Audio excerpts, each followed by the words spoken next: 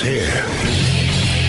Now, broadcasting from the underground command post, deep in the bowels of a hidden bunker, somewhere under the brick and steel of a nondescript building, we've once again made contact with our leader, Mark Levin. Hello, everybody. Mark Levin here. Our number, 877-381-3811, 877-381-3811. A good Rosh Hashanah to all my Jewish friends. I celebrated last night. Many celebrate two nights.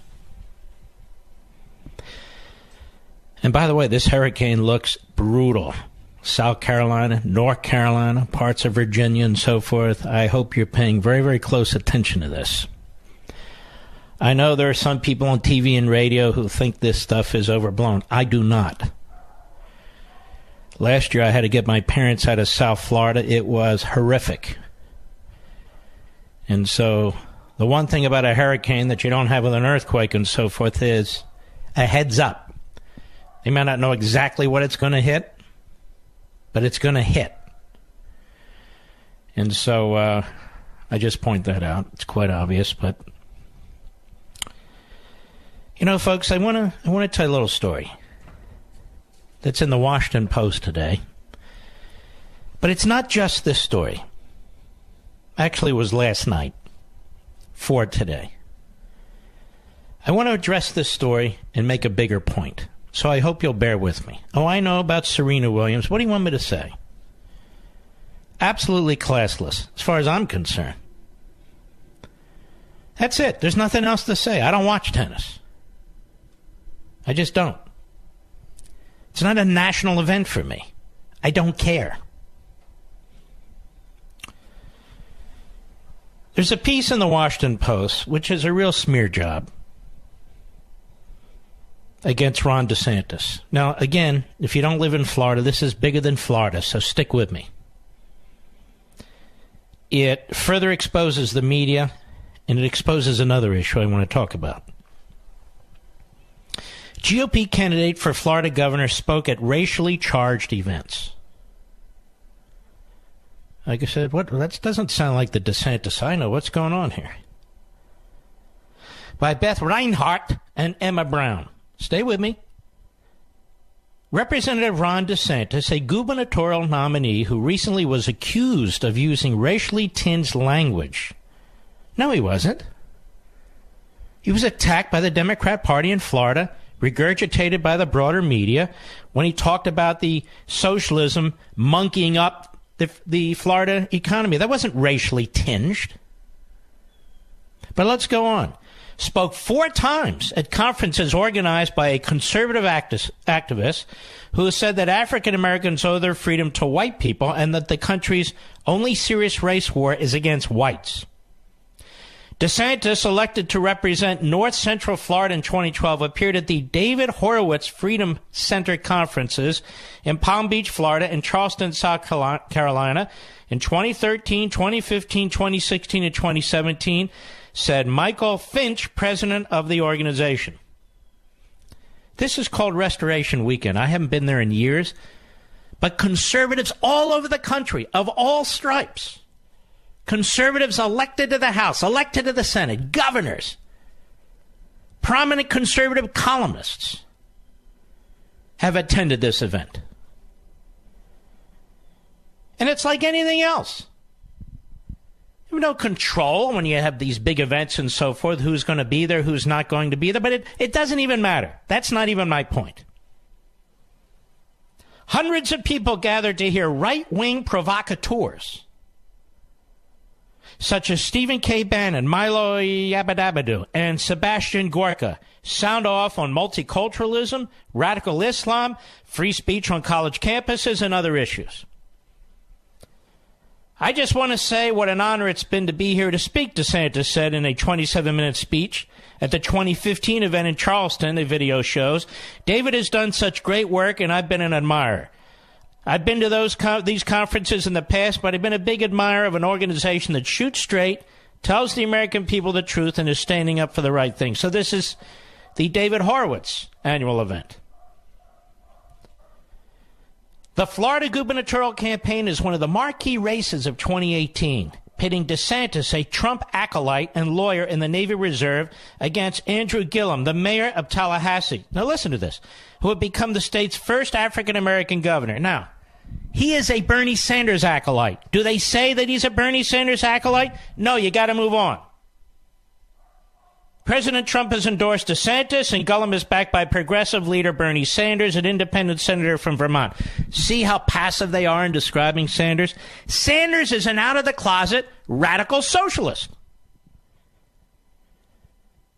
So DeSantis now is painted with a broad brush. This entire event that takes place is slammed as if it's a Klan meeting. In less than 2 weeks since the primary, race has become a central issue in the nation's largest battleground state. Why? Because the media want it to. Because the Democrats want it to. They don't want you to know that Gillum is a socialist. They don't want you to know that the mayor of Tallahassee is surrounded by corruption and controversy. No. And it goes on and on and on, the article. Now, this is how they treat a man who served his country, who went to Harvard Law School, who spent 6 important years as a member of the House of Representatives. This is what they try to do to this guy. Race is a big DeSantis, who chaired a subcommittee, who fought for the recognition of Jerusalem as the capital of Israel, who fought for the moving of the embassy from Tel Aviv to Jerusalem. Does he sound like some kind of a Klansman to you? Now, I want to contrast that with something. This is from Town Hall last week. Bill Clinton sits on stage with Louis Farrakhan at Aretha Franklin's memorial service. By Timothy Meads. This has a broader implication. Stay with me, America. Perhaps Slick Willie was too enamored by Ariana Grande's rendition of Natural Woman by the late Aretha Franklin to notice that he was sitting on stage with the infamous anti-Semite and hate-monger Louis Farrakhan. Whatever the case, the 42nd President of the United States, Bill Clinton, gleefully shared floor space with arguably one of the most divisive and bigoted American figures in recent memory at yesterday's memorial, that's last week, service to the Queen of Soul. President Bill Clinton, Reverend Al Sharpton, Reverend Jesse Jackson, and Minister Farrakhan were all given special seats in the front row at Aretha Franklin's funeral service. Franklin passed away, as you know. Since at least the early 70s, Franklin and Farrakhan have had some sort of friendship. Farrakhan, who became the leader of the Nation of Islam in 77, wrote after her death that in 1977, when I was a minister in New York City, Temple number 7, the police attacked our mosque. Within a few hours, Aretha Franklin came to the mosque, to my office, said that she saw the news, came as quickly as she could to stand with us and offer us her support. Farrakhan is notorious for making hateful comments against Jewish people, white people, and virtually anybody who's not black. As noticed by the Daily Caller, Farrakhan said in 2011, "Some of you think that I'm just somebody who's got something out for the Jewish people. You're stupid. Do you think I would waste my time if I did not think it was important for you to know Satan? My job is to pull the cover off of Satan so that he will never deceive you and the people of the world again." And he goes on and on.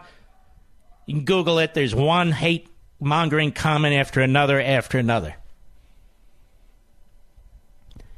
This man is never denounced by the Democrat Party. Never.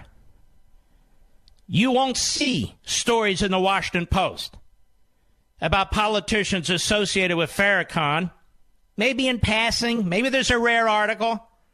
But he is a real bigot. He's a racist. He's a Jew hater. He's got ties into the Congressional Black Caucus. Keith Ellison has ties to Farrakhan, running for Attorney General in Minnesota. You barely hear about it. Deputy Chairman of the DNC. Ties with Bernie Sanders and Keith Ellison. Sanders supported Keith Ellison for chairman of the DNC. Sanders didn't just show up at a meeting with Ellison. He endorsed him. He embraced him. The Black Caucus doesn't just show up a meeting with Farrakhan. They endorse him. They embrace him. Bill Clinton didn't just show up at a funeral with Farrakhan. He embraces him. As much of the Democrat Party does. And not a word. Not a word. Linda Sarsour calls for people to stop I'm saying this on Rosh Hashanah, stop humanizing Jews. From the Daily Wire, citing Al Jaminer. Far-left Islamic activist Linda Sarsour made strong anti-Semitic remarks during a speech this month at the annual Islamic Society of North America convention in Houston, Texas, calling for the dehumanization of Israelis. The Al Jaminer report that Sarsour shamed Muslims for not being more politically active and said that if Muslims are not promoting the Palestinian cause, then they are part of the problem, saying you, as an American Muslim, are complicit in the occupation of Palestinians, in the murder of Palestinian protesters. So when we start debating in the Muslim community about Palestine, it tells me a lot about you and about the type of faith that you have in your heart. If you're on the side of the oppressor, or you're defending the oppressor, or you're actually trying to humanize the oppressor, then that's a problem, sisters and brothers. And we got to be able to say that is not the position of the Muslim American community. Now, she has a long history of anti-Semitism. Received a ringing endorsement from Democratic Socialist Alejandro Ocasio-Cortez this week after she was arrested for disrupting Judge Brett Kavanaugh's Supreme Court confirmation. Ocasio-Cortez's endorsement of Sarsour should not come as a surprise. She's also used similar language toward Israel. There is this growing hate, Jew hate, within the Democrat Party, within the organizations that are appended to the Democrat Party, among members of Congress. And the Washington Post tries to cobble together a hit job on a former member of Congress who's left his seat today to run full-time for governor of Florida, who doesn't have a racist bone in his body. The big story that's ignored by the free press, the golden age of journalism, is the growing, rampant hate for Jews within the Democrat Party. Within the Democrat Party. And I cannot help that there are so many self-loathing members of my faith who cannot give up their party. Because for so many of them, progressivism is their first faith. And so the Washington Post, we're all waiting. We're all waiting for your big story. Your big story with thousands of words of the connections between members of the Democrat Party and Farrakhan, members of the Democrat Party and CARE, members of the Democrat Party and Linda Sarsour, Bernie Sanders' connection with this element. Where is it? This would have been the perfect day. Rosh Hashanah, the Jewish New Year.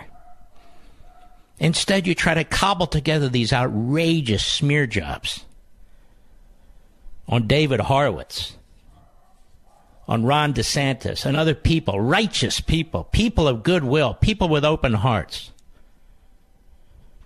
This is one of the reasons Donald Trump can't get a break.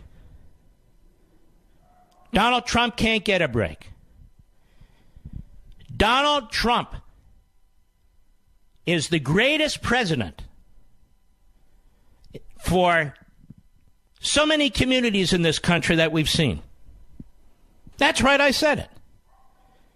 The things that he is doing for the state of Israel, while they pretend from Charlottesville and beyond that somehow this man is anti-Semitic or somehow he's a racist. The things that he has done are truly unimaginable. He's closing down the PLO office because they cut off peace discussions even before they saw the deal. He's cutting off our monies to UNRWA, which was washing money into the Palestinian regimes for refugees. We actually have people who are refugees, third generation, fourth generation, which is ridiculous. Refugees from where? He has the guts to name the capital of Israel. He has the guts to move the embassy there. Gets no positive press from the lib media. And in the black community, it's the lowest unemployment rate in modern American history. Obama didn't do that. In fact, the truth is Obama didn't do a damn thing for the African American community. I'll be right back. Mark Levin.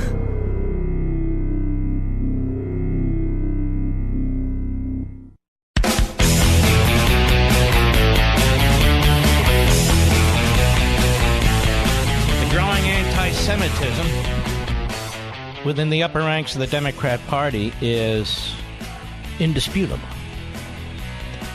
And the further left that party moves, the more anti-Semitic it's becoming.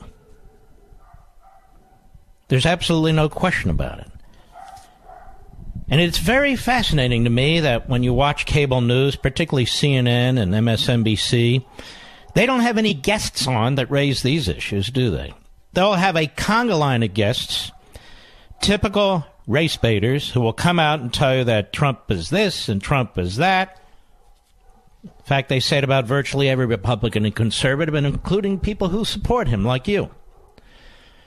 But this issue, which is a real issue, which is a factual issue, which is a relevant issue, I don't believe there's any discussion whatsoever about the Democrat Party and its growing institutionalization of anti-Semitism. Same with our universities. That's the nature of progressivism, isn't it? I'll be right back.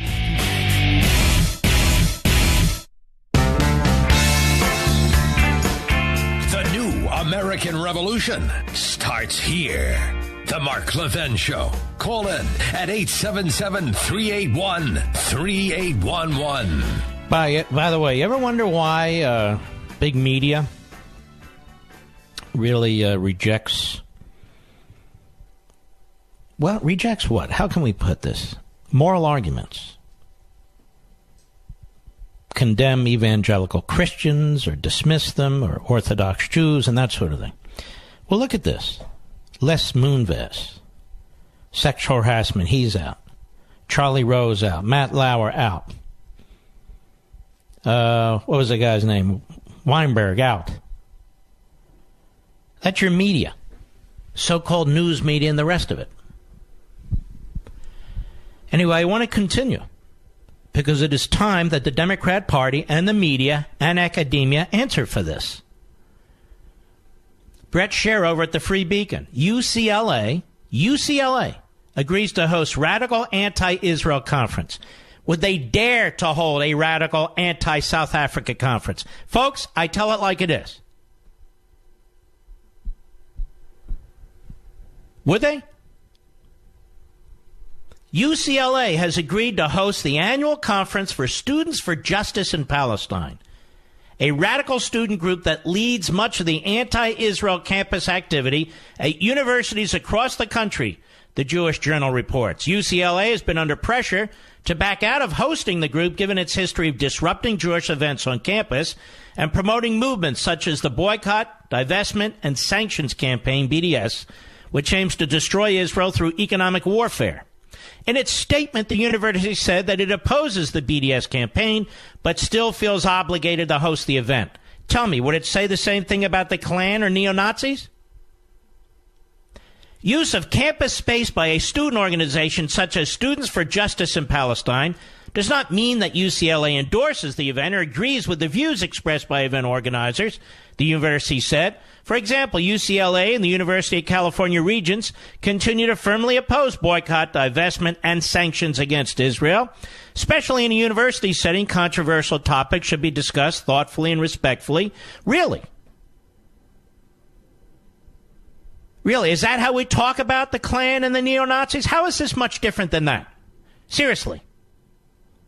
How is this much different than that? And I'm going to tell you something, and I tell you this all the time. Because of our immigration system, you can see Europe too. More and more people, certainly not the vast majority, but more and more people are coming into this country and bringing their cultural hatreds with them. Their hatreds for this country, their hatreds for Israel, and so forth and so on. There's no demand of allegiance to our principles, none whatsoever. For the left and for the media, people overseas have a right to come into the United States, regardless of their views. Regardless of their views. Which is different than the past. Very different from the past. Obama talks about tribalization. This is tribalization. When you don't have assimilation, it's tribalization. We have no idea who the hell's coming into this country or what their purposes or motivations are. But such a group didn't even exist 20 years ago on our college campuses.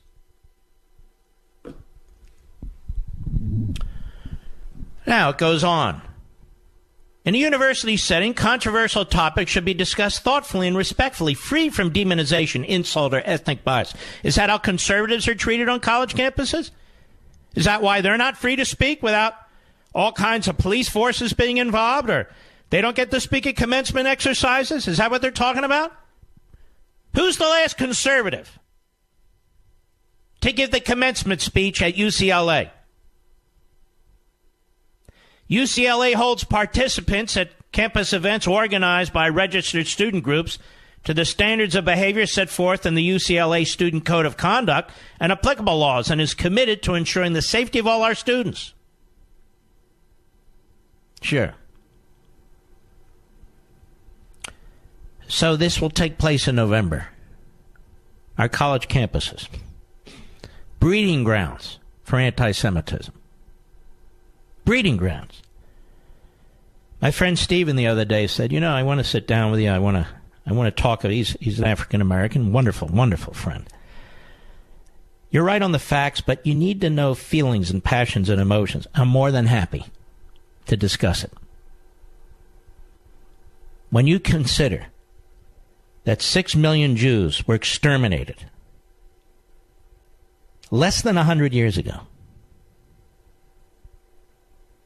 little over 70 years ago, and this stuff goes on in the Democrat Party. That's right, I said it. And this stuff goes on our college campuses. And when you consider that the Washington Post is trying to take a candidate, an individual, to smear an individual who they know is not a racist, Ron DeSantis, who they know is not, because they want to silence him and they want to scare people from voting for him. You can see the mentality of the left.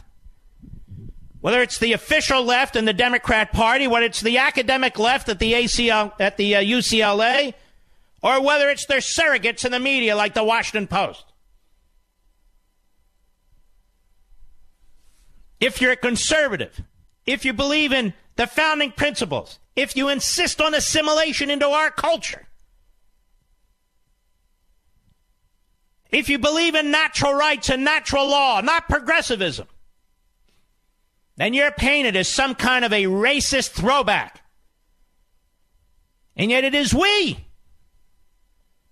who embrace the philosophy of liberty for all individuals. That's our view. And it's one of the reasons we do not believe in an autocratic, centralized, iron-fisted government, which is where you go when you're a progressive eventually. There's no alternative. So the Democrat Party has some answering to do. The media have some answering to do. Academia has some answering to do, all of which have been thoroughly devoured by the progressive movement. Because, as I've said 100 times, 1,000 times, the progressive movement is the bastard child of Marxism. Surely it is. Mark, you must not understand Marxism because it's not... I understand it quite well. And I've written about it, and we've talked about it at great length, you and I. Doesn't have to be the purest form of Trotskyism or Maoism or whatever. It is what it is. So where are the stories in the media? And then you look at the Anti-Defamation League, the ADL. You know what happened at the Anti-Defamation League? I assume most of you don't. But you know what happened there? And it means what it says, Anti-Defamation League. Well, it's a very old Jewish organization. Used to be pretty much on the straight and narrow politically, slightly left. You know who runs it now?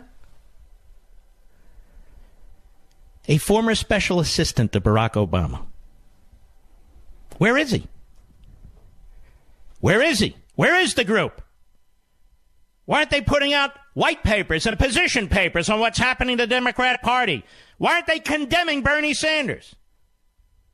Why aren't they condemning Bill Clinton? Where are they? Why aren't they condemning academia, which is so tolerant of this movement? Why aren't they concerned about what's happening on our borders and immigration? Why? It's because it's like the rest of the left in this country. Progressivism is their faith.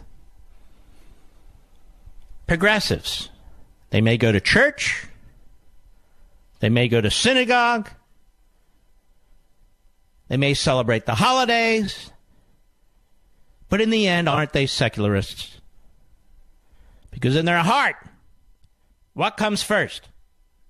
What comes first?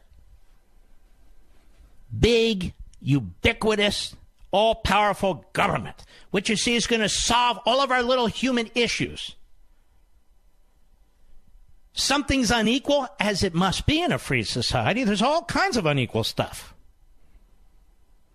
In fact, you want there to be unequal stuff. I'm not talking about the rule of law. I'm not talking about the right to vote.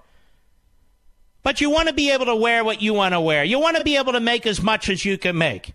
Maybe you want to acquire as much property as you can and the other guy doesn't. Maybe you want to go to more classes and get higher degrees than the other guy does, who maybe wants to work right out of high school. Who knows? Who cares? That's what happens in a free society. All kinds of unequal human endeavors. But for the progressive, that's intolerable. They must control everything. That's the only way to fantasy land, you see. The only way. So we're waiting, Washington Post. I don't even wait on the New York Times. The New York Times covered up as best it could the Holocaust. We don't wait on the New York Times. We already know what the New York Times is. We're waiting, MSNBC. We're waiting, CNN, NBC, ABC, CBS, and all the rest. We're waiting. Where's your stories on the growing Jew hatred in the Democrat Party and academia? Where is it? You're going to bring the scholars on and the professors on who are going to explain it? Or not? And how about you talk about the President of the United States who stands up against it?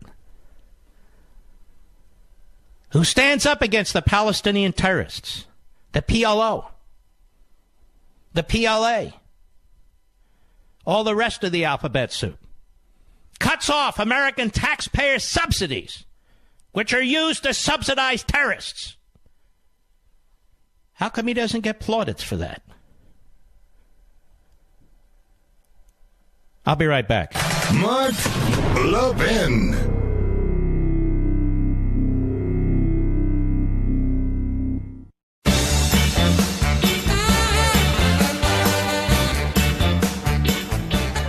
The Democrats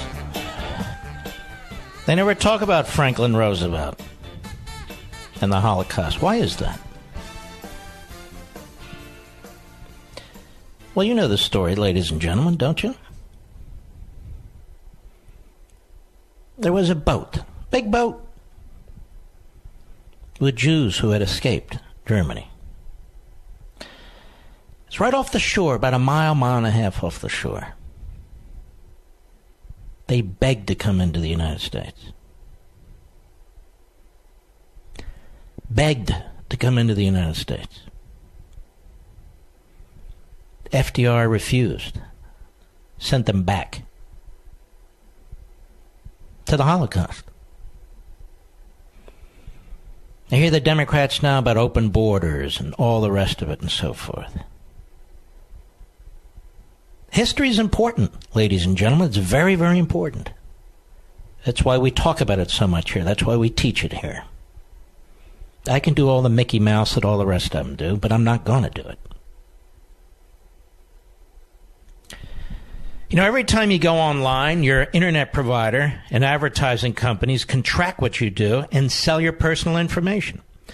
Plus, the NSA spies on literally everything. Now, we know that for a fact. Thank you, Mr. Clapper. So how can you protect yourself? Well, computer experts recommend using a VPN. A VPN. And the software I use, called ExpressVPN, makes it super easy for anyone, all of you, to stay private and protected online. They're rated the #1 VPN service by TechRadar. Now, these days, I don't use the internet without ExpressVPN. ExpressVPN's apps take just minutes to set up and afterwards run seamlessly in the background of my computer and smartphone. You install the program, then you turn on ExpressVPN protection with a single click. It couldn't be any easier. ExpressVPN secures and makes anonymous your internet through data encryption, and they hide your IP address. That means nobody can record or access your online activity. So if you want to really protect yourself from hackers and spy agencies and your ISP, visit expressvpn.com/Mark. It's really simple to do. That's EXPRESSVPN, expressvpn.com/Mark for their special offer. 3 months free with a 1-year package. Don't risk your online data any longer. Keep your privacy. Visit expressvpn.com/Mark, expressvpn.com/Mark today. Bill, Phillipsburg, New Jersey, the great WABC. Go. Hey, Mark, how you doing? Happy New Year. Thank you. I'm looking at things and I see all this recent outrage and this outrageous Semitism that's going on is, I think, in part and process due to the moves that the president is making here and there that's really throwing a monkey wrench in the progressive machinery. It's like they're getting... In other words, this is a historical pushback. I believe so, yeah. I think so. And the media is just stoking it up. I mean, they're pulling out all the stops, it seems, as we approach the midterms. And I think a lot of that is because they know that they don't really have the blue wave. Well, whether they know it or not, they claim to be a free press. They claim to report the news. And instead, they concoct these hit jobs. And so I'm calling them out now, and I'm saying to the Washington Post, I'm saying to all the other big left-wing media outlets, they're not mainstream, why are you not covering this issue? Why are you not calling out the Democrat Party? Why are you not calling out the Democrat candidates? And we know why. Because they're part of that whole milieu, that whole mindset, that whole groupthink. But we're going to continue to push and push and push. I have a microphone. I have a lot of listeners. We have a lot of listeners in metropolitan areas, including with significant Jewish populations, for instance, in New York. And I'm making the point, and I'm going to continue to make the point, that the Democrat Party is a party with a growing anti-Semitic problem. And it's a fact. And the more they move left with the Bernie Sanders and that crowd, the more it reveals itself. And so they keep celebrating this 28-year-old. They keep celebrating these people. And I'm saying, celebrating them, these people should be denounced.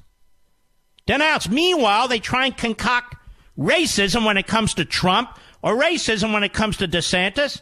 These men are not racist. They haven't done a damn racist thing in their entire lives. They're not embracing any racists. Can't say the same for Bernie Sanders. When it comes to Jews, you can't say the same for Bill Clinton. All right, my friend, thank you for your call. And what exactly has Donald Trump done? What exactly has Donald Trump done that causes him to be called a racist? Nothing. Absolutely nothing. That's a fact. Now, the boat I was talking about, of course, was the St. Louis. And it came so close to Miami that one of the few survivors said he could still picture in his mind the palm trees in Miami. And it was turned away by Franklin Delano Roosevelt. Turned away. I'll be right back.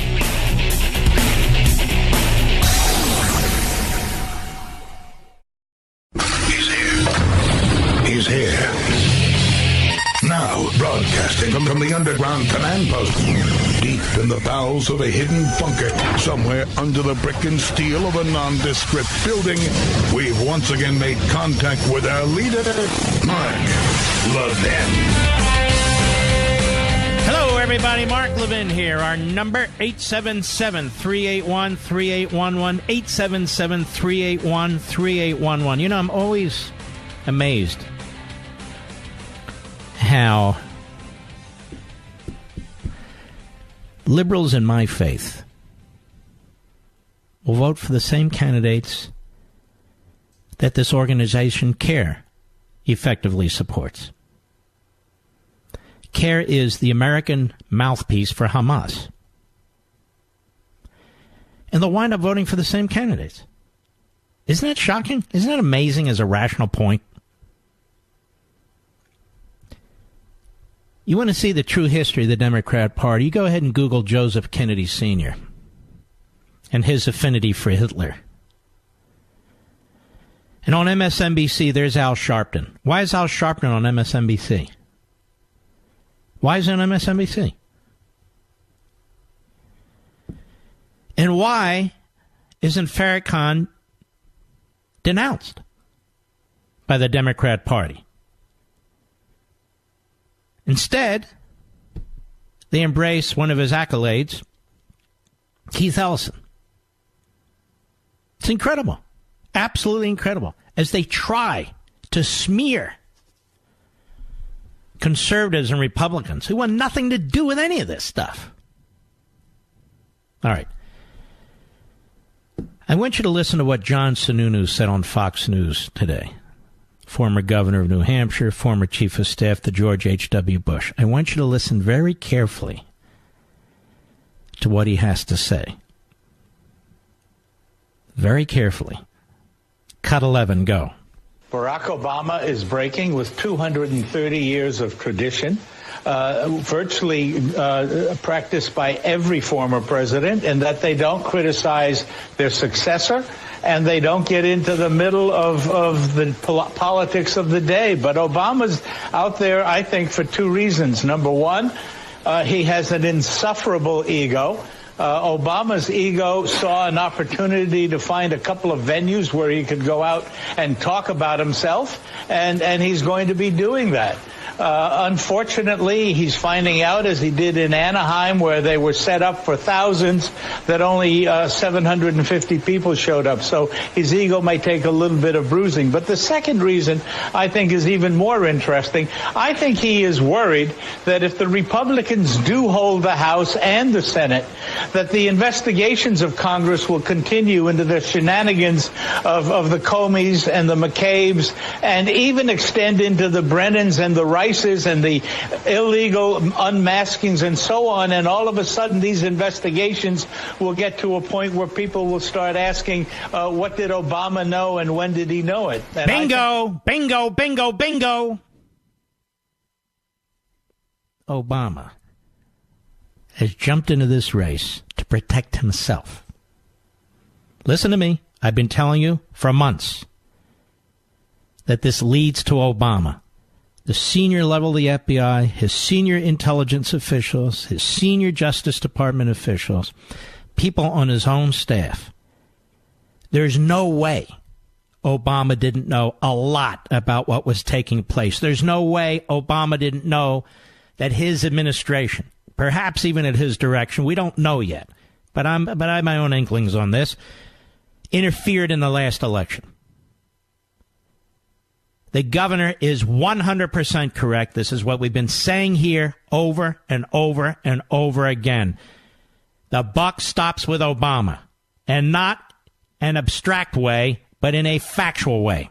He's never been held to account. He's never been forced to answer a single question while they try and chase down Trump and set him up for a phony crime, because there is no underlying crime. Again and again, we make the point.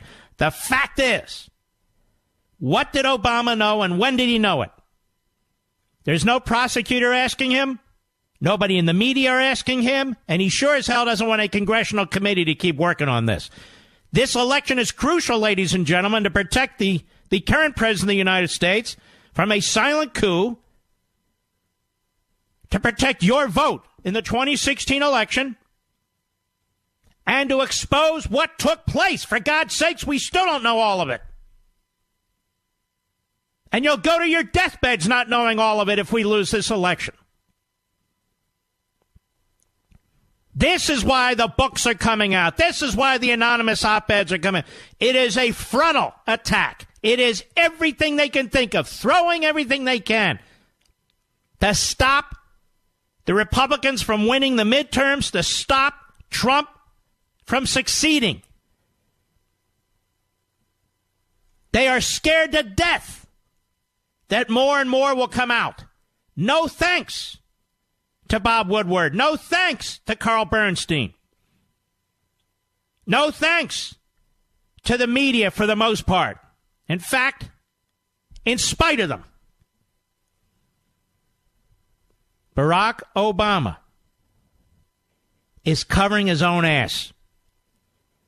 Barack Obama is worried that it'll eventually come to the door of the Oval Office where he sat. And so what the Republicans need, frankly, is some time. They've been obstructed. There have been delays. Rosenstein is a buffoon. Mueller is an apparatchik, in my humble opinion. Mueller was close to Obama. Most of Mueller's career as FBI director was under Obama. Comey told you he liked Obama. He worked well with Obama. Excuse me. The unmasking that took place included Susan Rice, whose office was 12 feet from the President of the United States office. And she was involved in unmasking. This whole damn thing's been a setup. We know that the prior administration interfered with our election.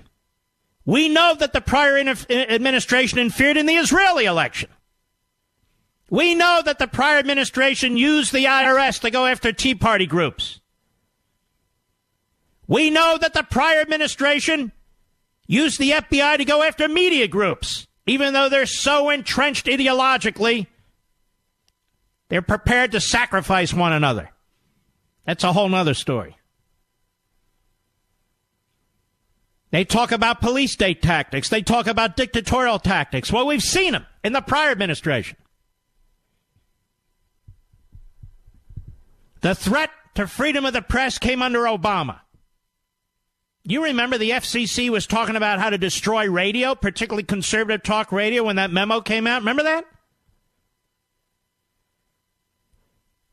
And the use of surveillance on the Associated Press, the use of surveillance on individual reporters like James Rosen. More surveillance of reporters than all prior modern administrations in history under Obama. You didn't hear Joe Scarborough and Mika Brzezinski worried about it, did you? Two clowns. You didn't hear Jake Tapper going on and on about it, did you? Or Wolf Blitzer? Who the hell knows where Don Lemon was, or who cares? Where was Carl Bernstein, left-wing kook? Where were all of them? They were applauding. They were supportive. You see, ladies and gentlemen, tyranny in the name of liberalism is okay. Tyranny in the pursuit of progressivism is just fine. Because after all, what is progressivism? Ultimately, it's tyranny, dressed up as compassion. I'll be right back. Mark Levin.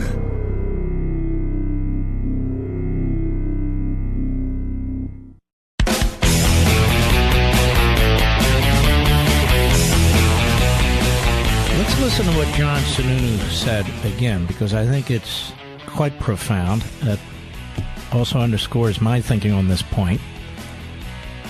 Why did Obama jump in? It's not just that he wants Democrats to win. It's not just that he wants Trump impeached. He gives this Castro-like speech. Only 750 people turn out in an auditorium that could take thousands. Obama is jumping in to protect Obama, ladies and gentlemen. Cut 11, go. Barack Obama is breaking with 230 years of tradition, virtually practiced by every former president, and that they don't criticize their successor and they don't get into the middle of the politics of the day. But Obama's out there, I think, for two reasons. Number one, he has an insufferable ego. Obama's ego saw an opportunity to find a couple of venues where he could go out and talk about himself, and he's going to be doing that. Unfortunately, he's finding out, as he did in Anaheim, where they were set up for thousands, that only 750 people showed up. So his ego might take a little bit of bruising. But the second reason, I think, is even more interesting. I think he is worried that if the Republicans do hold the House and the Senate, that the investigations of Congress will continue into the shenanigans of the Comeys and the McCabe's, and even extend into the Brennans and the Rices and the illegal unmaskings and so on. And all of a sudden, these investigations will get to a point where people will start asking, what did Obama know and when did he know it? And I think he's trying to stave that off. So you're concerned when you saw him on stage, you were thinking about that, right? You were thinking about what policies did he initiate, what decisions did he make, or others around him, what did they do before the campaign of 2016? Actually, my first thought is, what is this damn fool doing coming out of retirement to break with the tradition of not attacking sitting presidents? He's right on all counts, isn't he? I want you to keep something in mind here. If Hillary Clinton had won the presidency, we wouldn't know any of what we know today. None of it. The deputy director of the FBI would still be McCabe, although now he's under criminal investigation. We would never have heard of Peter Strzok or Lisa Page. We would never have seen a single one of their texts. They'd still be there. Of course, they're now gone, but they'd still be there. It's quite possible Loretta Lynch would still be Attorney General, which I think was the real reason she met with Clinton on the tarmac at Phoenix Airport, and but for some local reporters, we wouldn't have known about that either. They were cutting a deal, is my view. She was informing him about what the FBI had found on her, if anything, and he was winking and nodding that they would take care. I really believe that. Otherwise, why all the secrecy? Who's ever heard of an attorney general meeting with a former president when his wife is under active criminal investigation? That in and of itself is absolutely unbelievable. We would not know that the Hillary Clinton campaign and the DNC illegally funded this dossier, which they never reported on their financial disclosure forms, and, of course, watched the money through, laundered it through a Washington law firm and a guy named Mark Elias, a lawyer, who then in turn hired Fusion GPS, and then in turn hired the ex-spy from Britain, who in turn supposedly talked to Kremlin types to prepare this crap. This crap, which was used by different levels and entities within the FBI, which was used in front of a FISA court. We wouldn't know any of this. We wouldn't know that there were extensions of the FISA warrant and that the last one was signed by the sitting Deputy Attorney General of the United States. Wouldn't know any of it. Bruce Orr would still be serving on the staff of the Deputy Attorney General Rosenstein, working with Christopher Steele, his wife working and being paid at Fusion GPS. We wouldn't know any of it. Pretty damn incredible. We wouldn't know who was responsible for unmasking American citizens.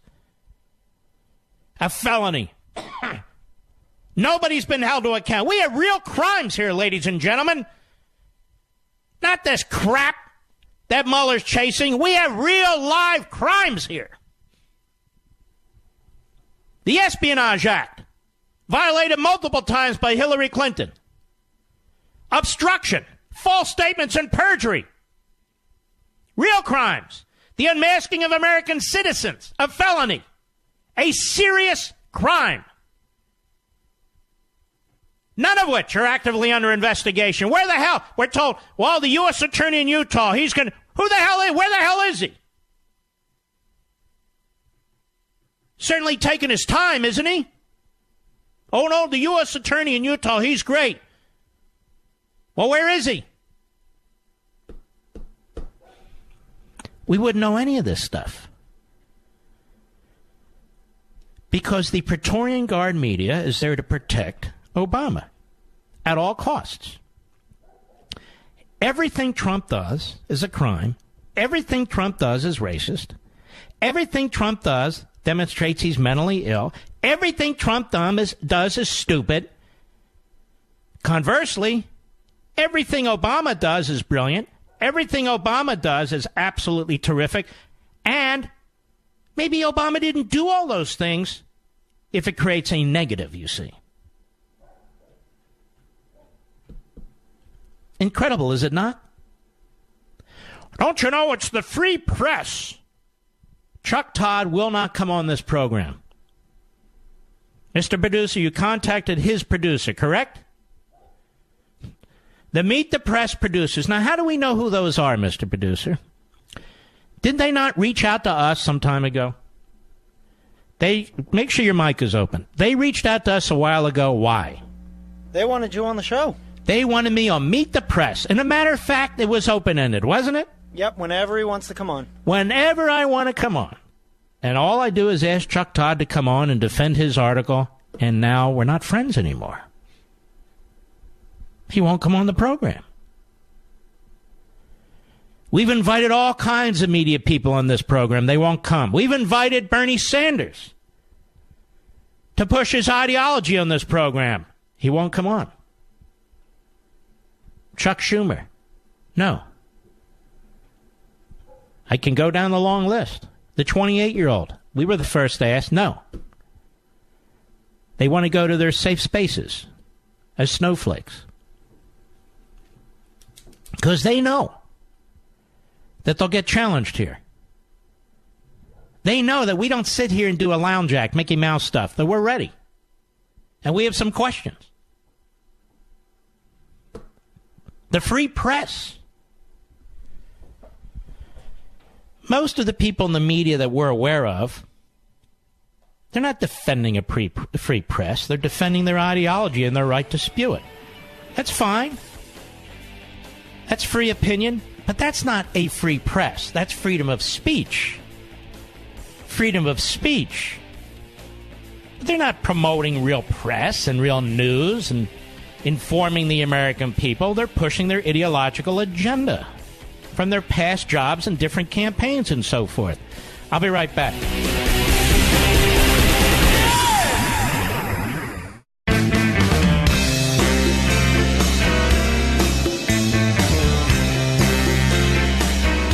The establishment's worst nightmare.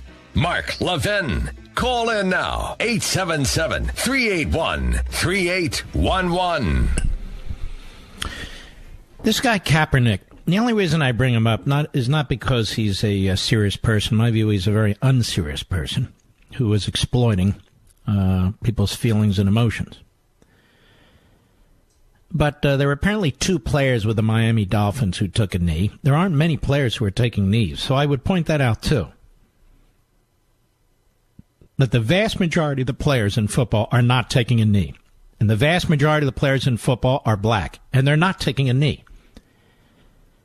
So when the leftists in this country, whether they're columnists or sports broadcasters or whatever they are, keep seizing on the great Colin Kaepernick and the knee and social injustice and all, they need to understand that the vast majority of people in football who play the game on the field are not taking a knee.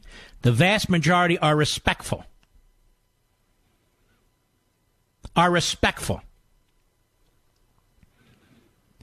And either keep their politics to themselves or they take it outside the stadium, just like in basketball, just like in baseball. So let's be clear. Let's be clear about this. That the vast majority of football players in this country are not taking a knee. I watched it very carefully. And the reporting was such that we knew that it was a minority. And so he talks about congratulating those 2 in particular with the Miami Dolphins because he says that, well, you know, they're standing up against oppression or taking a knee for oppression. Oppression. This doesn't even make any sense. They're taking a knee for oppression? Why are the vast majority of people who are coming into this country minorities? From our country's perspective, not their country's perspective. Why are the vast majority of people coming into this country black, brown, you name it? Why? Why would you leave your paradise to come into a situation where you're oppressed? It doesn't even make any sense. That's not how people conduct themselves. This whole thing is crap. This whole thing is fake. Well, that's all I have to say about that. Let's take some calls before I jump into a couple more subjects. Let's go to Anthony, Los Angeles, California, 870 The Answer, the great KRLA, and I will be there this weekend at KRLA at our wonderful event there. Go ahead. Hey, Mark, it is a great honor to speak to you, and I just want to say I can't wait to see you in Glendale at Town Hall 2018. My wife bought me VIP tickets to see you there, and I'm super excited about that. Well, make sure you come up to me and remind me that you called. We're very excited as well. I will, sir, absolutely. And I have a couple of points. I've been following you for a couple of years or so. I'm a route sales rep, so I listen to you when I'm in the truck, and I'm learning quite a bit from you. And I want to thank you because you got me really interested in this to get more involved. I haven't had a chance to read your books, which I want to get. But a couple points, if I can make. Sure. As you were talking about Obama coming out campaigning against Trump, and didn't Obama do pretty bad in the 2010 midterms? Yeah. He lost. Right. So I think this is actually going to help Trump. And like I said, I'm a sales rep, so I'm out here in L.A. near downtown, and I'm hearing more and more people every day say that Trump isn't so bad. And a couple months ago or so, it wasn't. When he was first elected, it wasn't like that. Everybody was against him. I'm a minority. I'm Mexican American. Yes, sir. And I'm talking to more and more people, and they're actually coming out and saying now that Trump isn't so bad. And I think that's a huge swing. I do, too. And let me tell you something. I think if the media in this country actually did conduct themselves as part of a free press and did get the true story out about the accomplishments of this administration, particularly as they apply to the economy and minority communities and so forth, he would be doing even better. And they don't want that. See, they despise the man. They get up every morning trying to figure out how to destroy the man, new angles to trash the guy. And so they're never going to be a free press, to be perfectly honest about it. Right. Well, listen, Anthony, I really look forward to meeting you. Make sure you come up to me, okay? Thank you, Mark. I will. Hey, if I bring a book, can you sign it for me? Of course I will. You bet. Right. I appreciate that, Mark. I love you, man. I listen every day. Thank you. God bless you, man. You too. I thank you. We don't do many, but we're very excited about coming out to L.A. We've got family out there as well. It's just going to be a lot of fun. KRLA country. By the way, we kill in the ratings on that station. Kill. We kill KBC. We kill KEIB. I'm just being honest. It's true. The numbers don't lie. Let us go to Steve, Rehoboth Beach, Delaware. You better tie everything down there, my brother. Go right ahead. I'm going to try, Mark, and I love you. And by the way, we're both the same age. Well, there we have something in common. Yeah, we do. And I'm a Catholic man, and I grew up in a Jewish community. Right. Okay, so we were the only ones, on the whole frickin' street that had Christmas lights, right? Yeah. And I love my Jewish friends. Mm-hmm. And I can speak Hebrew. You know why? No. Because I went to a bar mitzvah or a bat mitzvah for 18 months when I was 12 and 13 years old. Yes. You went to a bar bat mitzvah for 18 months. It only lasts about 3 hours, Well, no. I had a lot of, relatively, a good friends. And yes. so, you know what? What? I investigated the Jewish faith and the Jewish religion. And what'd you find out? I'm a Catholic, huh? What'd you find out? I found out that it's a faith of beautiful love and so forth and so on, Yes. And I love the Jewish people. All right. And so all of my friends were voting for Obama, and I tried to tell them 10, 11 years ago. Yes. This guy doesn't like the Jewish people, and he doesn't like Israel. Right. This is a Catholic... Obviously, you persuaded a lot of them. No, I didn't persuade any of them, and that's why Obama won 2 elections. Yes. All right, my friend. Good to hear from you. I appreciate it very, very much. I've had my share of mechanics calling me saying they found something wrong that needs replacing when I've taken my car in for, say, an oil change. Now, those so-called surprises, the high repair bills, they're terrible, especially when you're not covered by a manufacturer's warranty and you're paying out of your own pocket to fix them. That's why I strongly encourage you to get extended vehicle protection from CarShield. If your car has 5,000 to 150,000 miles, CarShield can save you from paying for high repair costs. How do I know? Because I have CarShield, because we have a 2010, as I've told you, a 2010 model Camaro when the new Camaros came out. So replacing your engine or even a simple sensor can cost thousands. So when you're protected by CarShield, you can have your favorite mechanic or dealership fix your car. It's your choice. CarShield also provides 24/7 roadside assistance and a rental car while yours is being fixed. That's right, for free. Get covered by the ultimate in extended vehicle protection. Get CarShield.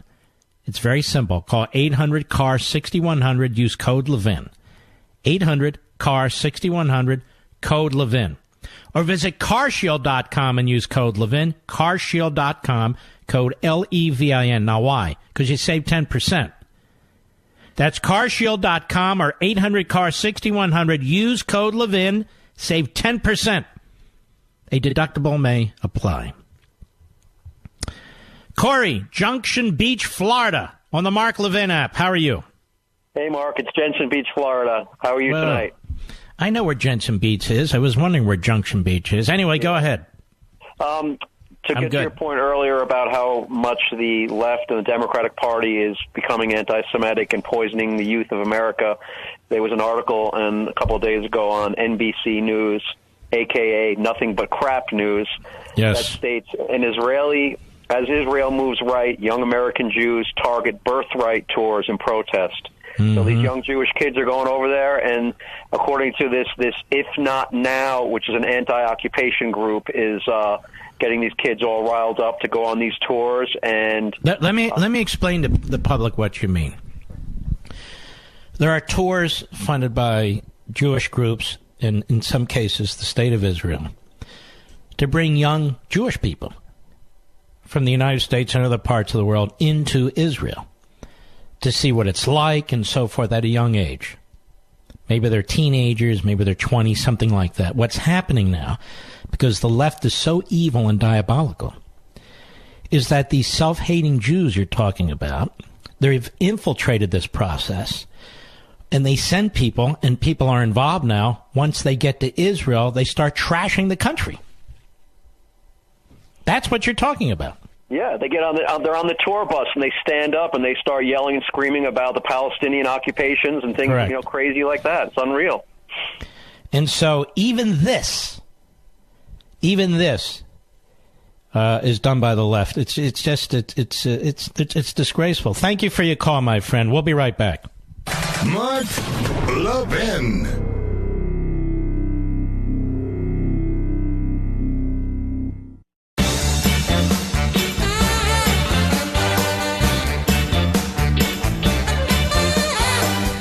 Call him as we see him here. And there's no reason why we shouldn't. You know, a new study just came out of China, and it discovered that air pollution causes a huge reduction in intelligence. This is in addition to the well-known impacts on physical health. Oh, yeah. High pollution levels led to significant drops in test scores with language and arithmetic, the average impact equivalent to having lost an entire year of education, particularly in the Communist Party, by the way. Now, this is especially important with 95% of the global population breathing unsafe air. So do the smart thing. Go to filterby.com, America's leading provider of HVAC filters for homes and small businesses. As I say, they're made right here in America. Choose from over 600 sizes, including custom options that ship free within 24 hours. Plus, they support working Americans manufacturing all their filters right here in America. Not because of tariffs, not because they're told to, because they want to. Save 5% when you subscribe for auto replacement, so you'll never forget to change your filters ever again. Nice, fresh, clean air in your home. That's what you and your family deserve. FilterBuy will save you time and money. You'll breathe better and apparently become more intelligent in the process. So don't procrastinate anymore. That's filterby.com, filterbuy.com, filterby.com. Tell them Mark sent you. It's a great service, a great product right here in America. I'm quite serious. Brian, Baltimore, Maryland, the great WCBM. Go. Hey, Mark. How you doing tonight? All right, buddy. How are you? I'm great. Your opening monologue in your first hour and pretty much your whole show, for those who didn't watch your show last night, Life, Liberty, and Levin, John Voight was fantastic. The fact that, what he has to stand up against in Hollywood as a conservative, I understand that in a microcosm, having worked in Montgomery County, across the river from you. But he had a very interesting point that I think is very poignant and applies to today. What caused him, you asked him, what made him change from a liberal to a conservative? And what he said was, after all the picketing, the riot, protesting and everything against the Vietnam War, it was a very small but a very vocal group. The U.S. never lost a battle in Vietnam, but they turned the tide of public perception against the soldiers, against the war, We pulled out, and thousands of people died in Laos, Cambodia, Vietnam, all throughout South. No, actually, a few million died. Okay, yes, I'm sorry, because then Pol Pot came afterwards and all that. So, and he realized he had blood on hose hands because he was part of the movement that got us to leave those people and strand them. And what we're facing here today with the media, with those that you call the self-hating Jews that support these Democrats and these ridiculous, way out leftist policies, they are doing the exact same thing. They're repeating the exact same thing. And by the way, there's self-hating Catholics, there's self-hating Protestants. You get my point, though. Go ahead. Thank you.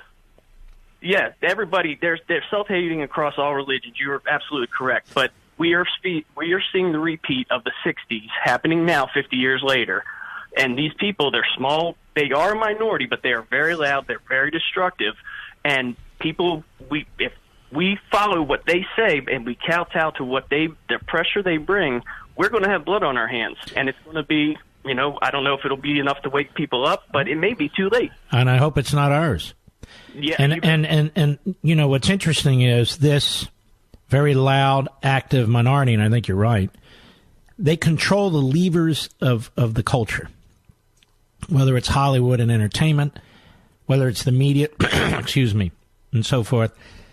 That's what they're good at. Academia, insinuating themselves, secreting themselves into these enterprises, and devouring them. And I was a communications major before, when I graduated college, and I worked in the local news media. And I know exactly how the newsrooms operate, and, I just realized I didn't like working inside, which is why I went to the fire department, and lo and behold, I end up seeing it in government on a local level, then the state level, and then we had a lot of federal jobs that we did with all the federal government agencies in Montgomery County. So it's, you get a small minority in, and they say one bad apple spoils the barrel. Well, it doesn't take many people to turn something really great into something pretty scary. All right, my friend, as always, appreciate it, buddy. Larry, Queens, New York, the great WABC. Go. Mark, how are you? I'm good, thank you. I want to say thank you for the education you've given me over the last few years. Thank you. I'm a 62-year-old man. I'm Jewish. I'm single. No kids. I live alone. Well, I'm not dating. I don't do that. Yes. But I have a family. I have siblings and all, and what's going on is so frightening. And I'm conservative, and I wasn't always, but I am now and have been for the last several years. And I just, they're all, just Hillary and then Barack, they're the sweetest people in the world. And, I had to spend the summer of 2016 with Hillary to the left, arrow on my sister's lawn and stuff, so seeing that. By the way, what did that arrow mean? It meant to the left. I knew what it meant. I don't know what the hell it meant. Didn't the arrow go to the right? I don't even know what the arrow was for. If you were standing in front of the sign, it went to the right. If you were pretending like Hillary was the sign, then it's to the left. It's her left. And I knew full well what it means. And I come from a family where everyone went to Ivy League schools and everything else. And I'm, to be perfectly honest, I'm just extremely frightened because I feel like I'm the only one in the family who sees what's going on with the anti-Semitism and the Democratic. Is it not possible to pick one off at a time? In other words, to really focus? I've tried. I sent one sibling last week. I sent him a couple of YouTube videos, like the history of the Democrat Party, where in 1826 they talk about the Democratic Party is the party of the white man. I mean, they just don't see it. I sent him D'Souza's trailer for Death of a Nation. Nothing, no response. They're all unhinged. They're all crazy. Well, if I were you, I'd find a new family. All right, Larry, I appreciate your call, my friend. I really do. Very brave. Hang in there. We'll be right back.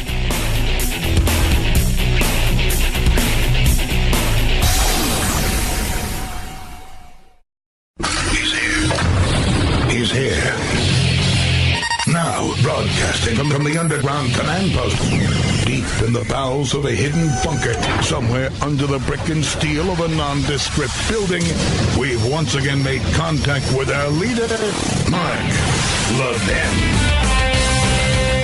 Hello, everybody. everybody. Mark Levin here. Our number 877-381-3811. 877-381-3811. We will have Ken Starr on the program on Wednesday. He could come on last night, but the time created a conflict. Now, I mention this now because now all the backbenchers will scurry to try and get him on Tuesday. But that's okay. I know how to question and ask questions about Ken Starr's really remarkable new book. So we'll have a lot of fun with that and a lot of focus on that on Wednesday. Meanwhile, there was an outstanding speech given at the Federalist Society today. You may recall the Federalist Society. According to the Democrats, it is a right-wing organization. See, anything or anyone that believes in the original intent of the Constitution is a right-winger, according to the left-wing kooks.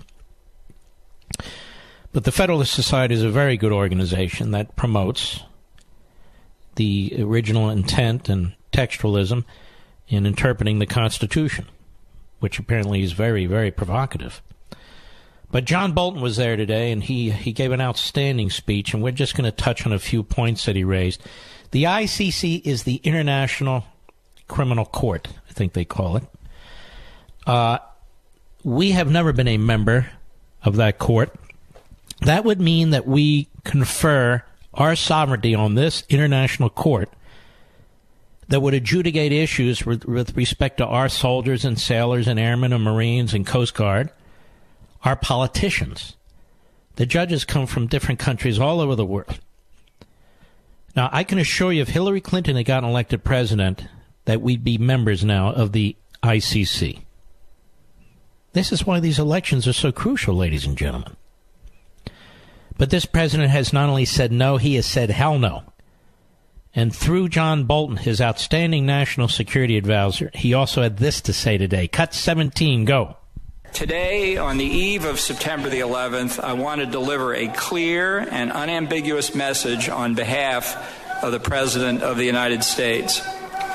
The United States will use any means necessary to protect our citizens and those of our allies from unjust prosecution by this illegitimate court.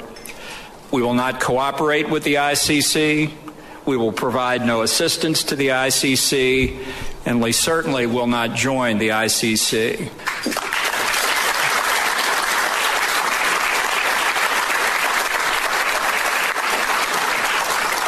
We will let the ICC die on its own. After all, for all intents and purposes, the ICC is already dead to us. Boy, that's good stuff. By the way, the screamer in the background was Code Pink, of course. The Hate America organization. There's so many of them, it's hard to keep track of them anymore. Now, why? Why would we have nothing to do with the ICC? Cut 18, go. First, the International Criminal Court unacceptably threatens American sovereignty and U.S. national security interests. The prosecutor in The Hague claims essentially unfettered discretion to investigate, charge, and prosecute individuals, regardless of whether their countries have acceded to the Rome Statute. The court in no way derives these powers from any grant of consent by non-parties to the statute. Instead, the ICC is an unprecedented effort to vest power in a supranational body without the consent of either nation states or the individuals over which it purports to exert jurisdiction. It certainly has no consent whatever from the United States. As Americans, we fully understand that consent of the governed is a prerequisite to true legitimacy, and we reject such a flagrant violation of our national sovereignty. Amen. Amen. I mean, seriously, look at the smart things, the solid things this administration does. Look at their policies.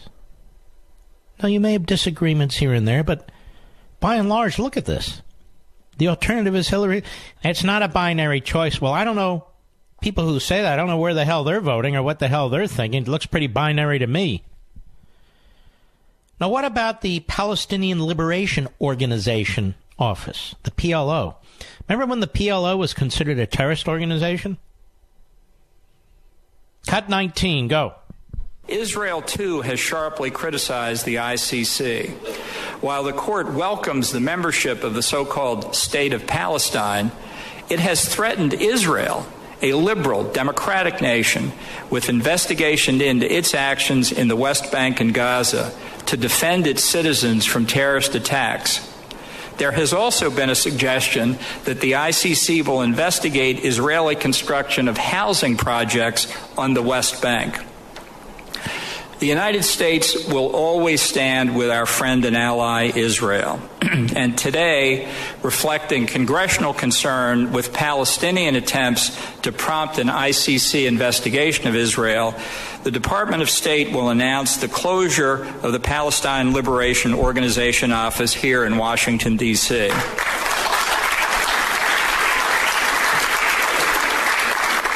As President Reagan recognized in this context, the executive has the right to decide the kind of foreign relations, if any, the United States will maintain. And the Trump administration will not keep the office open when the Palestinians refuse to take steps to start direct and meaningful negotiations with Israel. The United States supports a direct and robust peace process, and we will not allow the ICC or any other organization to constrain Israel's right to self-defense. Now, these are two very, very important and historic actions by this administration. Is it getting much coverage? You seeing much coverage of this other than passing coverage, Mr. Producer? I'm not. Nope. It doesn't, you see, it doesn't fill the theme of the day, which is today's theme, Trump is a nut. Tomorrow's theme, Trump is a racist. The theme after that, the next day, is Trump is this, a criminal, an unindicted co-conspirator. And then the next day, we have a different theme. We can't allow reality. We can't allow the real world. We can't allow the facts to interfere with our media theme because we're the free press, and this is the golden age of journalism, as the great late Jake Tapper once said. Now, I have a question for Jake Tapper. May I? I have a question for Chuck Todd. I have a question for George Stephanopoulos, the Three Stooges of media, all of whom have worked for Democrat politicians in the past and Democrat causes in the past. What makes you journalists? What makes you a journalist? You take some kind of test? You have some kind of certificate? What makes you a journalist? I'm curious. You have tried to professionalize what you do. You claim to. So you are now a professional journalist. What does that mean, you're a professional journalist? I'm quite serious with this question. How does Jake Tapper, what is he, self-characterized? Stephanopoulos, same thing. Chuck Todd, the same thing. I mean, Chuck Todd writes a piece. He wants his fellow journalists, quote unquote, to rally against Fox News and talk radio and anyone who doesn't fall in line, because, you see, we have created this negative view of the media. Not him and his cohorts and comrades. No, we have. But aren't we part of a free press, too? Aren't I part of a free press? I don't pretend to be a journalist, but aren't I part of a free press? And don't I have free speech rights? That's the bottom line. According to Chuck Todd, not really. We're to be condemned by the other media elements. I'll be right back. Mark Levin.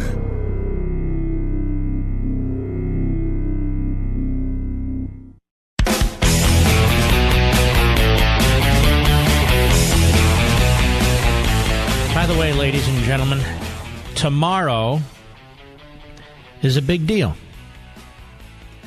Tomorrow, I will be taping the 500th episode of Levin TV. 500 episodes. And some people thought it wouldn't last. Not only has it lasted, We've gone from Levin TV and we've expanded it to a whole digital TV network with 20 hosts. And we've got the best sound people, the best camera people, wonderful picture for you, the best crews and producers and directors and editor and graphics people. I mean, it's the real deal. And I hope you've been enjoying it, those of you who've signed up to it. 500 episodes tomorrow. If you want to join us, it's 844-LEVIN-TV. Just give us a call, 844-LEVIN-TV, and say, look, I want to sign up. I want to sign up for the 500th episode and every episode thereafter. And ask them. They'll tell you the various options and plans. But I'd really like you, those of you who've been thinking about it or think about giving it as a gift or flirting with it or whatever, now's the time to do it. The 500th episode will be tomorrow evening. 844-LEVIN-TV, 844-LEVIN-TV. I'd love to see thousands of you. Just pick up your phones right now and join us. And those of you who haven't seen it, you're going to see what you're missing. And tell them you want the 30 days free plan. You get 30 days to risk-free to see if you like it and all the other shows. You get all the other shows, too. But it's our 500th show. As you know, we launched this in my living room, and we've come a long way since then. Very long way. And if you ever watch me on Fox, you'll notice that I am in the Levin TV studio. It's a magnificent studio. Every guest I have is blown away by that studio, many of them who work for Fox. But that's our Ronald Reagan studio / bunker, our TV studio. So we really want you to join. I really want as many of you to watch the 500th episode as possible. Sign up. You get 30 days risk-free. And we're confident enough we know you're going to stick with us. You don't have to, but I feel you will. 844-LEVIN-TV, 844-LEVIN-TV. We have a lot of things going on. That's the 500th episode of Levin TV. In November, we'll have the National Radio Hall of Fame Award. And there are other things going on, too. This weekend, we're going to be in at KRLA Country, 8:70 a.m., with thousands of our fans there. I mean, we're quite blessed. It's quite wonderful. And the most important thing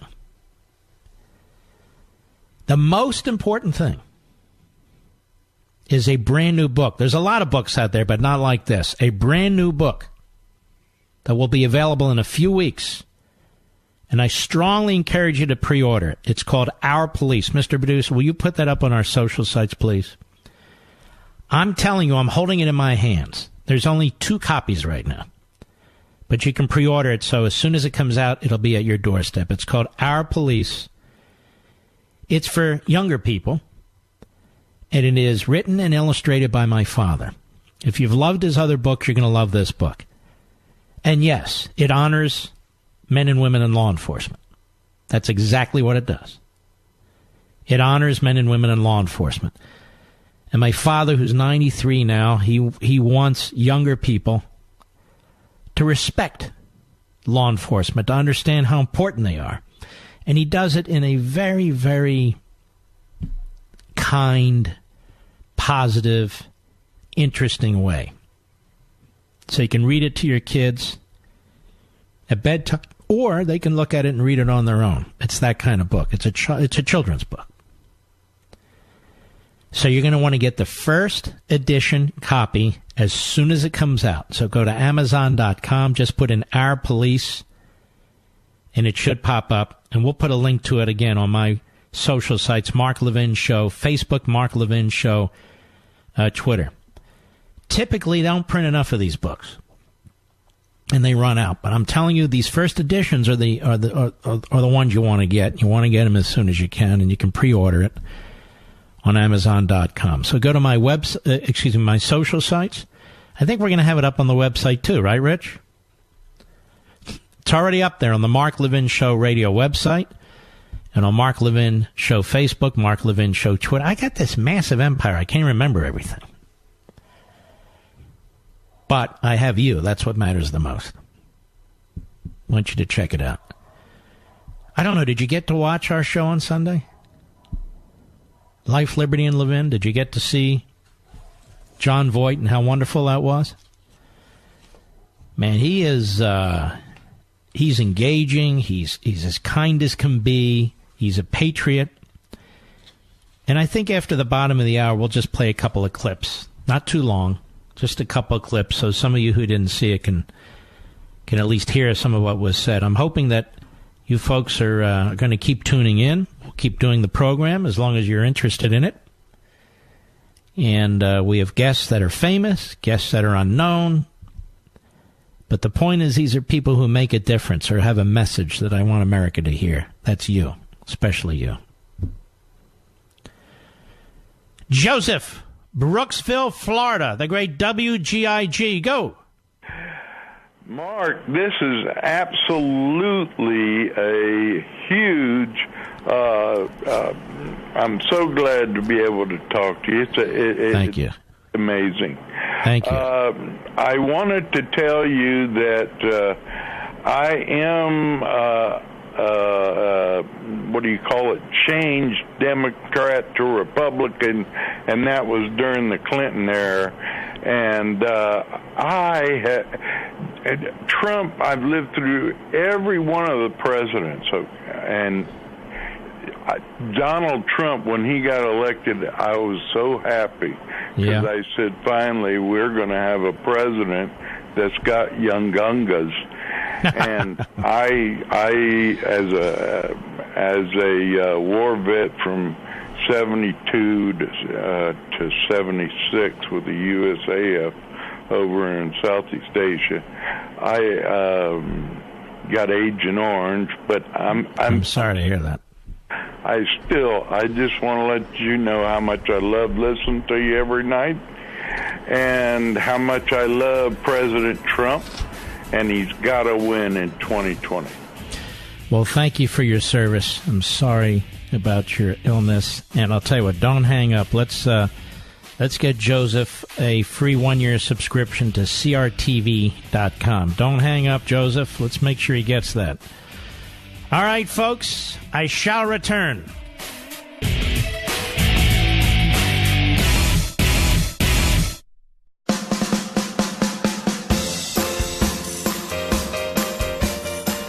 You can call us now at 877-381-3811. And the Liberal contact number is 877-381-3811. You know, summer's gone pretty much, but not the sunspots, the inflamed patches, the UV damage to your face, neck, and shoulders. Introducing Genucel's brand new sunspot corrector during Chamonix's summer repair sale for a limited time. Roseanne from Akron, Ohio says, in just days, I saw a lightening of dark spots on my cheeks. I'm ordering more right now. And just like Roseanne, if you click or call right now, you'll get the Genucel Sunspot Corrector absolutely free just for trying Genucel for bags and puffiness today. Finally, see those stubborn sunspots vanish, even the ones you had for years, and those bags and puffiness gone. And for results in less than 12 hours, the Genucel Immediate Effects is also free. Go to Genucel.com now or call 800-SKIN-604, 800-SKIN-604.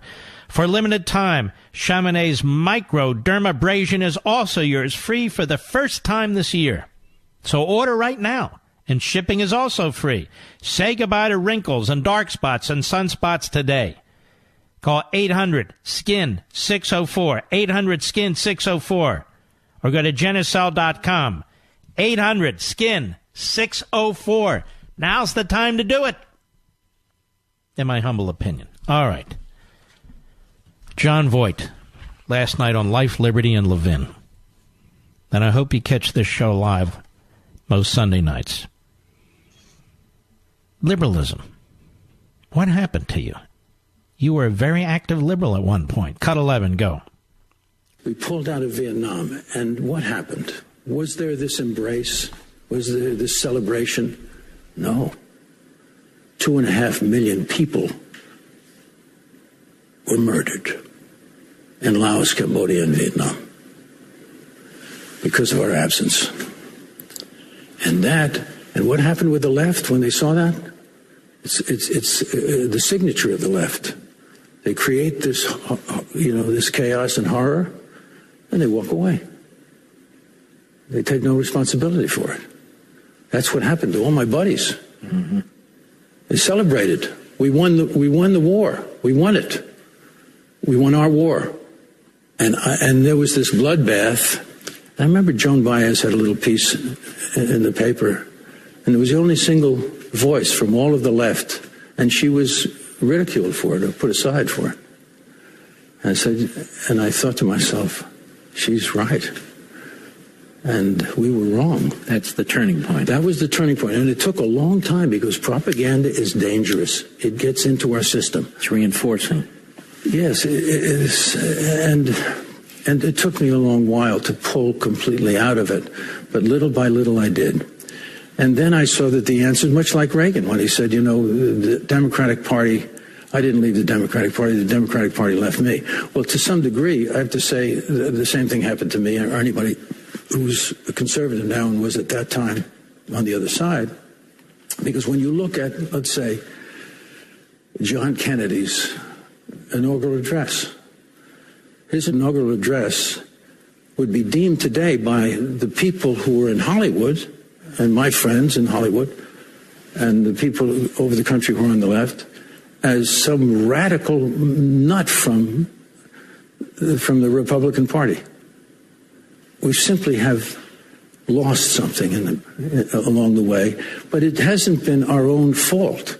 We've been attacked by an insidious and I would say evil force. And I've traced that, and I know a little bit about it.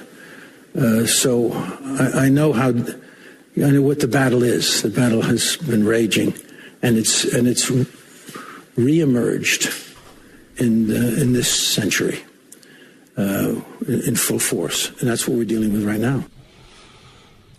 He's a huge Trump supporter. As a matter of fact, he backed Trump early on in the primary process, and I asked him about it. Cut 15, go. So how did you become a early Trump supporter? What did you see in candidate Trump? Yeah. Well, a couple of things. First of all, there were 17 guys with him, right? They were all very top fellas, bright, very bright fellas, very capable.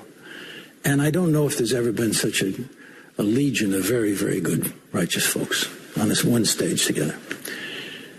But I looked at the world and what was left after the past years, and the world was in chaos. Terrorism had swept across the world.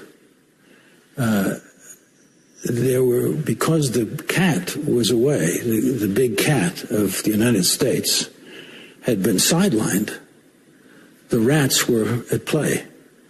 And so you had North Korea making these gestures to endanger their neighbors. You had Iran sponsoring terrorism across the globe with Hezbollah and Hamas and their other. And we had this situation in Syria where we watched without responding to 500,000 people being murdered in Syria. So it was this. You needed someone who had tremendous strength and someone who could see clearly now what the damage was that was going on and what had to be addressed. And you needed somebody who was a doer, somebody who solved problems, who got up in the morning to solve problems, right? And many of them at that stage were like that. And then on the home front, we had terrible joblessness, a failing economy, a civil war, really, too. So much going on. So I'm looking. I'm like a casting director in a film. I'm looking. Who's the guy that could handle this, right? And as I watched, and I saw what Donald Trump was pointing to, and the courage, maybe not courage, just clarity. This immigration situation, which had to be addressed and wasn't addressed for years. And by the way, all this tumult that they're trying to create, if you listen to Barack Obama, Hillary Clinton, Bill Clinton, they said the same things about immigration. He's getting blamed. They're trying to make him a racist for saying the exact same things, right? But the difference with Donald Trump and those folks, he's going to do something about it. And as I saw him, focusing on just the clear common sense of our trade deals and our dealings with it, he said, we're going to have politicians sitting down with these people negotiating treaties. This was an eye-opener for me because, of course they don't. They've negotiated nothing. They begged for money, but they haven't negotiated anything. They're not tough negotiators. They're not card players. They don't see what's going on the other side of the table. One final clip.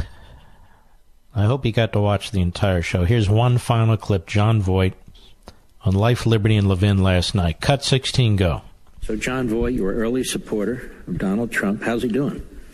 I met someone on the plane flying to make this appointment with you. A friend of mine is conservative, a woman, actress, very good one. And I said, so what do you think about our man? And she just did this. And he was saying that she put her hand over her heart and was tapping her heart. Go ahead.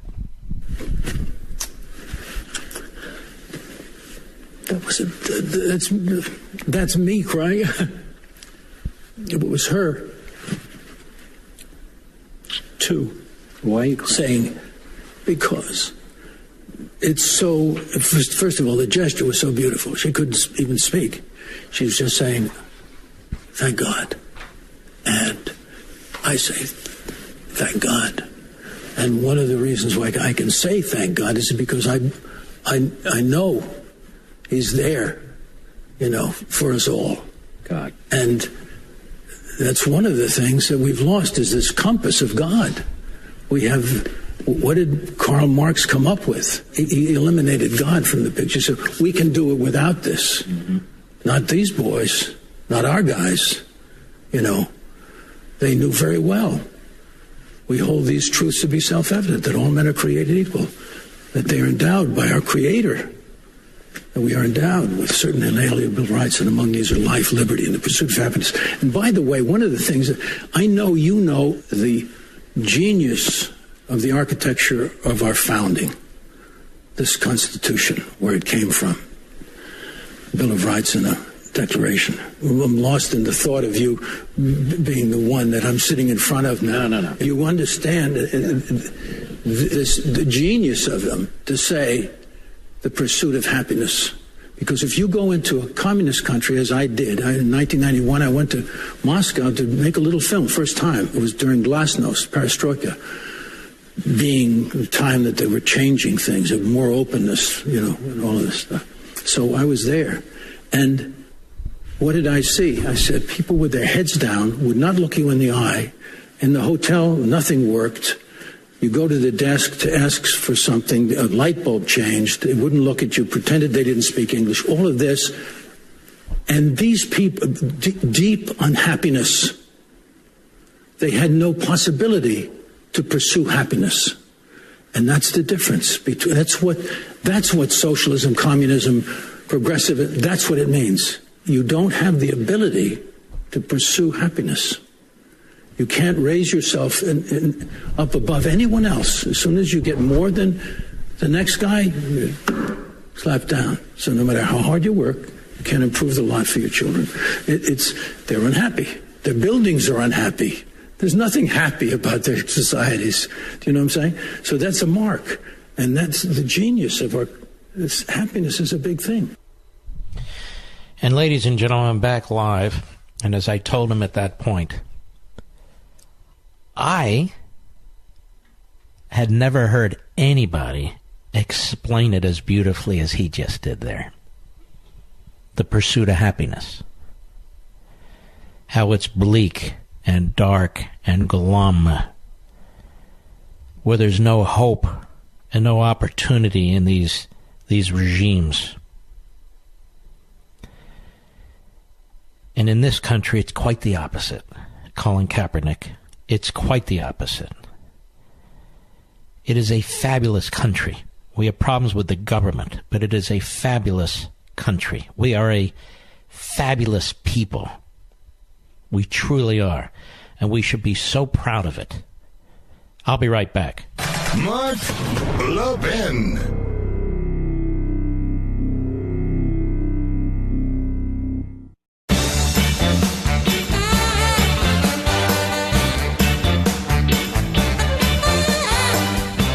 If you ask any AMAC member what they like most about belonging to the conservative alternative to the AARP, one answer that always comes up is how much they love reading AMAC's quarterly magazine, the AMAC Advantage.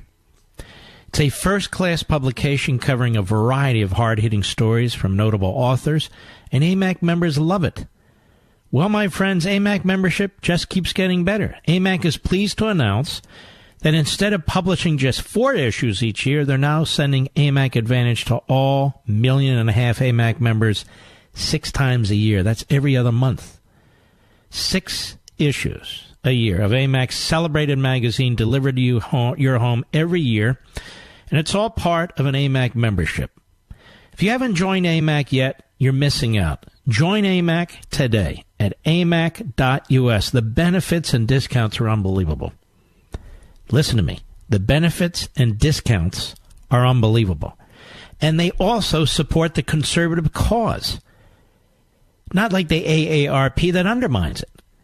Get your copy of the latest edition of the AMAC Advantage magazine along with all the other discounts and benefits that come with an AMAC membership by joining immediately. Joining immediately. The website is amac.us. That's amac.us. amac.us. I strongly encourage you to do it right away. AMAC, better for you, better for America. What a wonderful, wonderful organization that is. And you benefit greatly from it, too. That's amac.us. Let us go to Denise, Mustang Island, Texas, on the Mark Levin app. How are you? Mr. Levin, thank you so much. I can't even believe I'm talking to you. I used to hate how loud you spoke, and I'm like, what is wrong with this guy? I hate listening to him, but you know what? I was in Colorado, voted for Barack the first year, and then I started listening to you, and I'm like, oh, my God, are you freaking kidding me? But I live with a person who is a staunch CNN reader, and he's educated. He's a system engineer, worked for Raytheon for 25 years. The guy's super smart, but these people are bat-ass crazy. But first of all, let me get something straight. So, number one, you like the show now, right? Oh, I love you. I can't. You have taught me so much, and I'm 60 years old. They taught me nothing in high school in San Antonio. Literally, they didn't. Denise, let me ask you a question. If I send you a copy of Rediscovering Americanism, do you think you can persuade your husband to actually read it? You know what? I'm going to cry because we traveled from San Antonio to Port Aransas, which, by the way, did have a 4-category hurricane. And people who are listening, you all need to take this seriously. This is not funny. This is crazy stuff. Get out of the way. In any case, no, oh, my God, I love you. I mean, I wish I would have met you before Julie, but I like her, too. All right, listen, don't hang up. Don't hang up. We want to send you a copy of Rediscovering Americanism. And try and persuade your liberal husband to read it. Seriously, it should have an effect on him, I would think. All right? I guess she's gone. Okay. Do we have time? How much time do I have? Tell me. Kenny, Houston, Texas, on the Mark Levin app. How are you? Hey, Mark. Such a great honor to talk to you. I've talked to you a couple of times, but let me just congratulate you on 500. That's amazing. As a charter member of CRTV, wow, formerly known as Levin TV, I signed up that first week, in March, I think, the first week of March. Yes. And you said, sign up now because it's going to go up. And it did. It did, and just congrats. Thank you. Amazing. Thank you for being a charter member. Yeah, absolutely. I've been listening to you for a long time, and I'm kind of verklempt right now. So, because you're such a great legal mind, Mark, and you have such an influence on so many people. I know you know that, but such a positive influence on so many people. And hey, we got to get Kenny's number and have him call more often. I'm just kidding. Go ahead. I mean, I originally called in to really ask you a question about, you were talking about Bolton's statements about the PLO, yes, whatever it was, closing, and all this amazing facts that are happening and just happening before our eyes, right? Mm-hmm. You don't hear about it. And I live on the outskirts of Houston. I work in Houston, but I live on the outside of Houston in a small community, which is really cool. But, you know, I talk to friends out here and I talk to people out here. And I mean, what's going to happen, Mark? I mean, I know you don't have a crystal ball, but I mean, in your opinion, if this keeps up where all these amazing things keep happening and none of the media is talking about it and they have their own thing that they're talking about to destroy Trump, I mean, how long could this go on before something, I don't know what something is. I don't know. I don't know, but I'm praying the American people can see through this, because in so many ways, in so many areas, the advances are unbelievable. And this president is under attack like no president that I have ever seen. It is just awful. So it's up to us to stand between his enemies and him. And that's why it's important that we vote on Election Day, Kenny. Thanks for your call. And we salute all you heroes out there. And I'll see you tomorrow. God bless each and every one of you. Take care.